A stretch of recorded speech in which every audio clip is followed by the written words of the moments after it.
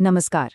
1947 में जब भारत आज़ाद हुआ तो विरासत में एक बहुत बड़ी आर्थिक चुनौती मिली, खासकर खेती किसानी के सेक्टर में।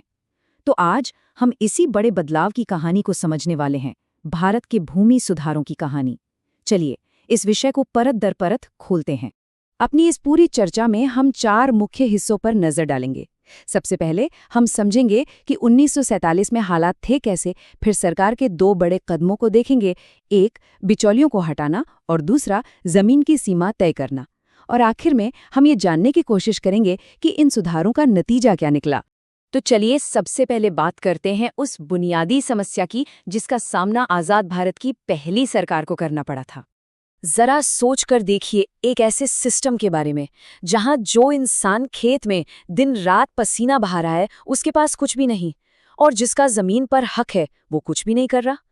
यही वो एक सवाल था जो उस वक्त की पूरी कृषि व्यवस्था के दिल पर चोट करता था। एक ऐसा सिस्टम जो अंदर से बिल्कुल अन्यायपूर्ण था। और ये कोई कोरी कल्पना नहीं थी, ये 1947 में लाखों लोगों की कड़वी हकीकत थी, जहां किसान अपनी ही जमीन पर एक मजदूर की तरह काम करने के लिए मजबूर था। और इसी बड़ी उलझी हुई समस्या को सुलझाने के लिए सरकार जो हल लेकर आई उसी को भूमि सुधार या लैंड रिफॉर्म्स कहा गया।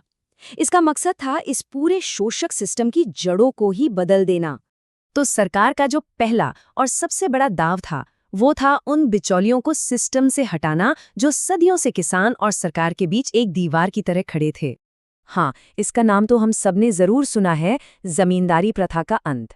ये भारतीय इतिहास के सबसे अहम सामाजिक और कानूनी सुधारों में से एक माना जाता है। अब देखिए, इसके पीछे का लॉजिक बहुत सीधा सा था। समस्या कौन था? जमींदार, जो किसान से लगान तो वसूलता था पर जमीन की बेहतरी के लिए कुछ नहीं करता था। तो सल्यूशन क्या था?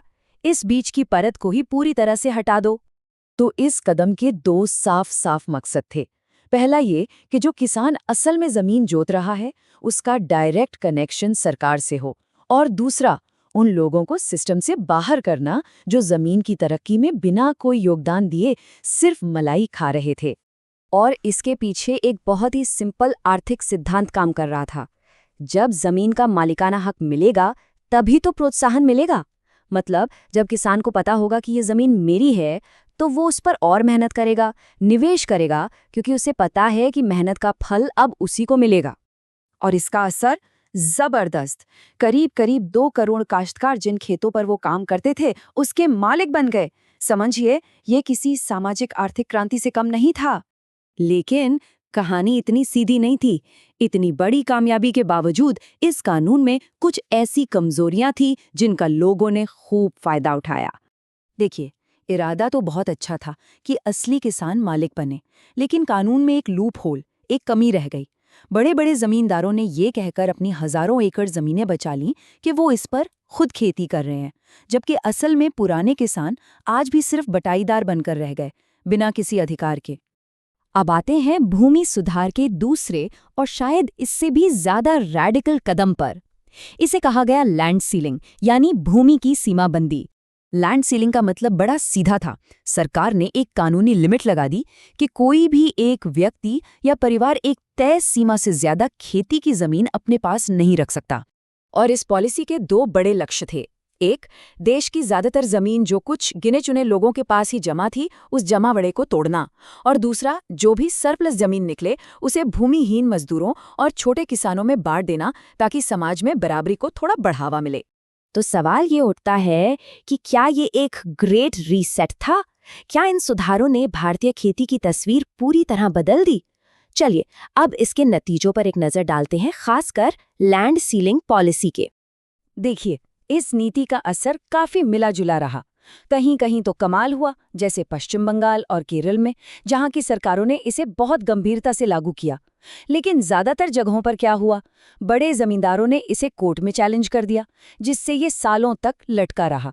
और सबसे आम तरीका जो अपनाया गया वो था जमीन को अपने रिश्तेदारों, यहाँ तक कि नौकरों के नाम पर लिखवा देना, जिसे हम बेनामी ट्रांजैक्शन कहते हैं, ताकि कानून की पकड़ से बचा जा सके।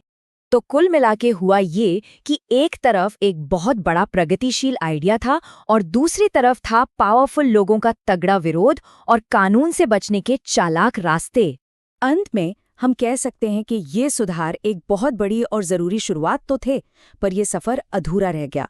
और ये हमें आज एक बहुत अहम सवाल पर लाकर छोड़ देता है कि कानूनों में रह गई इन कमियों और अधूरे सुधारों का आज के भारत की ग्रामीण अर्थव्यवस्था और सामाजिक ढांचे पर क्या असर दिखाई देता है। ये एक सोचने वाली बात है।